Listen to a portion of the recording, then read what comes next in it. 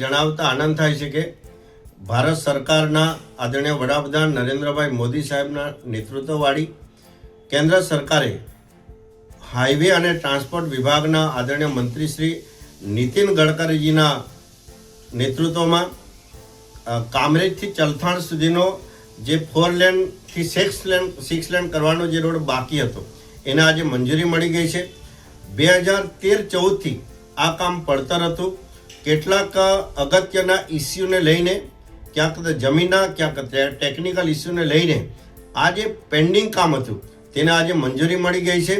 686 કરોડનું આ કામ મંજૂર થયું છે. કામરેજથી ચલથાણ સુધી આપણે 13 કિલોમીટર જેટલા રોડનો 6 લેન કરવામાં આવશે અને એની સાથે સાથે આ 13 કિલોમીટરમાં જ્યાં સર્વિસ રોડ બાકી છે એ બાકી સર્વિસ રોડને પણ આવરી લેવામાં આવશે અને વાવ અને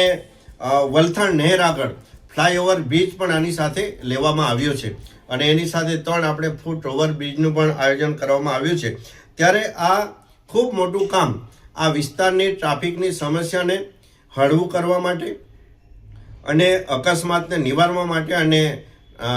જન સુરક્ષા માટેનું આ કામ કેન્દ્ર સરકારે નીતિન ગડકરીજી સાહેબ અને આપણા નરેન્દ્રભાઈ મોદી સાહેબના નેતૃત્વમાં આ મંજૂર કરી આપવા બદલ હું 23 બારડોલી લોકસભા વતી અને સુરત જિલ્લા વતી હું ખૂબ ખૂબ આભાર માનું છું અને આ